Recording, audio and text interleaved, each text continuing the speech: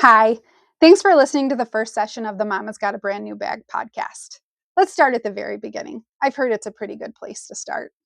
My name is Charlotte Rensberger. I'm a pediatric nurse practitioner in Michigan. For over 20 years, I've been living with IBD, and because of the various bowel resections and surgeries that I've had, also short bowel syndrome and a permanent ileostomy. My journey with Crohn's disease didn't begin with a single moment or a clear answer. My symptoms began as a teen, and as is normal for most adolescents, I didn't want to talk about it. I feared that if I talked about it, it would become real and that it would prompt more talking about it, and likely uncomfortable and embarrassing testing. Like many patients, I learned early on how easy it is for discomfort just to become normal, and how long it can take for persistent symptoms to be fully understood. Diagnosis didn't bring instant clarity or relief, but it did bring a name, an often changing plan, and the realization that this was something I'd be navigating long term, whether I was ready for it or not. Treatment came in phases: medications, dosing adjustments, setbacks, and temporary improvements, all layered with the mental load of appointments and lab work, imaging, and the constant question of whether I was doing enough. This on top of being a hormonal teenager. There were periods of stability and periods where things clearly weren't working. And each change prompted change in expectations of what daily life would look like. Over time, it became clear that managing Crohn's disease wasn't just about controlling inflammation. It was learning to live in this state of uncertainty. About 6 months after my diagnosis, with limited pharmacologic treatments available to me at the time, surgery became a part of my story. That decision wasn't made lightly. It came after weighing options and listening to my body and acknowledging when treatment goals and reality were no longer aligned. While not a pleasant or quick process, surgery recovery went well, and I was able to achieve remission for over 10 years. In 2015, I became very ill, and after second and third opinions, we determined that I had exhausted all of my medical options and ostomy surgery was inevitable. I was finding it difficult to come to terms with having another ostomy, as my first experience as a teen was so overwhelming and stressful.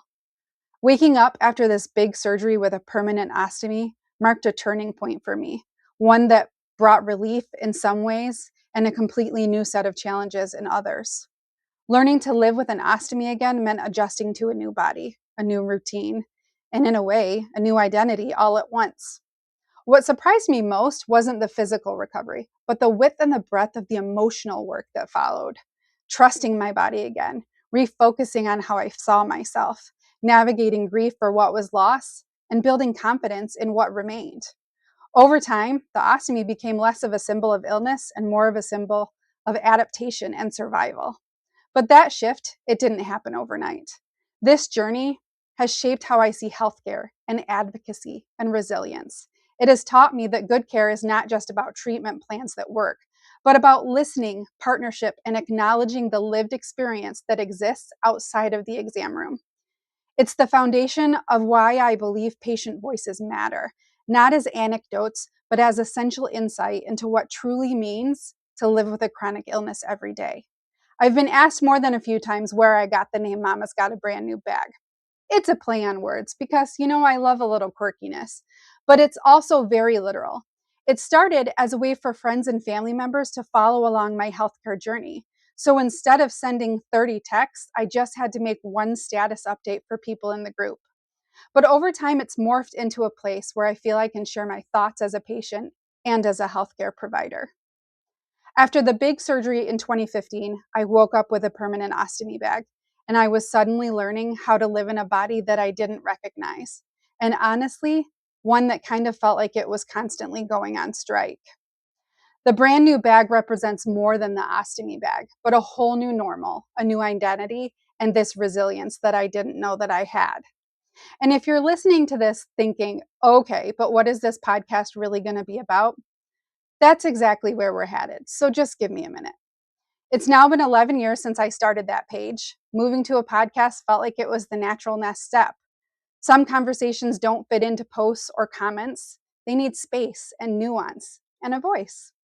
The podcast allows me to expand those conversations and reach people who never might have found my Facebook group, but still really need to hear that they're not alone in this.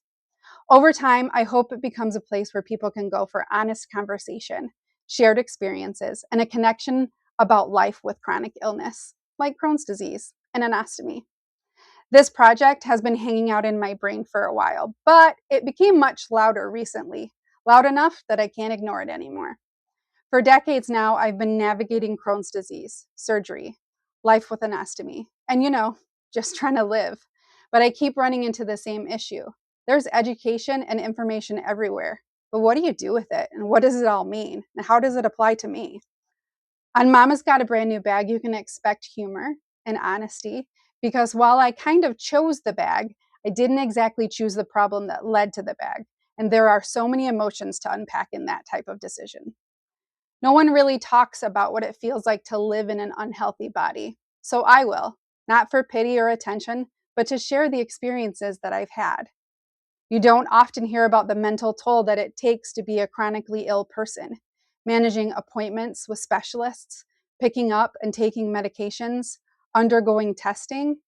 It's like being your body's own personal assistant.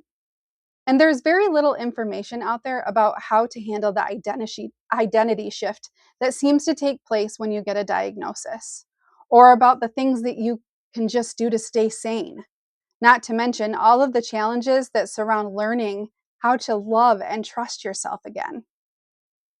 My goal is for Mama's Got a Brand New Bag to be seen as a safe place to hear the truth about my experiences, without fear, without shame, and without pretending that everything is as inspirational as Facebook would like you to think that it is. If you've got a question, ask it, and I will do my best to answer. This isn't about being an expert. It's about lived experience, advocacy, and making sure people feel less alone in the moments that can feel so incredibly isolating. A quick but important note before I go on. The content shared through Mama's Got a Brand New Bag is intended for educational and awareness purposes only. While I am a pediatric nurse practitioner, this platform does not provide individualized medical advice, diagnosis, or treatment. Information shared here reflects personal experience and general education and should not replace guidance from your own healthcare provider. Always consult a qualified health professional regarding your specific medical needs. All right, back to the goal. As this grows, my goal is to bring uncommon conversations into larger spaces through speaking, education, collaboration, because patient voices matter. They aren't always heard. Patient self-advocacy isn't about being loud or confrontational. It's about being informed, consistent, and persistent without feeling like you have to be that patient. The right way to advocate for yourself is to ask questions, share your lived experience, and speak up when something doesn't feel right. The wrong way is believing that you must fight to prove your worth or become adversarial just to be heard. If this is truly how you're feeling, then you are probably not being cared for by the right provider for you. They may have the knowledge and expertise that you need, but they might not be the right personality fix for you. And that's not anyone's fault. Good advocacy builds partnership, not opposition. Patients and providers are most effective when they work together towards the same goal: better care and feeling better. Whether you're listening because you're a family friend of mine, or if you're a professional acquaintance, or you just stumbled across this and had a few extra minutes with time to kill, I'm glad that you're here.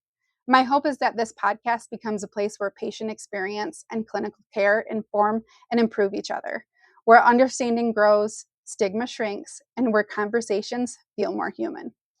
Future episodes will continue exploring life with chronic illness, all things ostomy, and the shared spaces between patients and providers. Thanks for being a part of this conversation, even if you're just listening.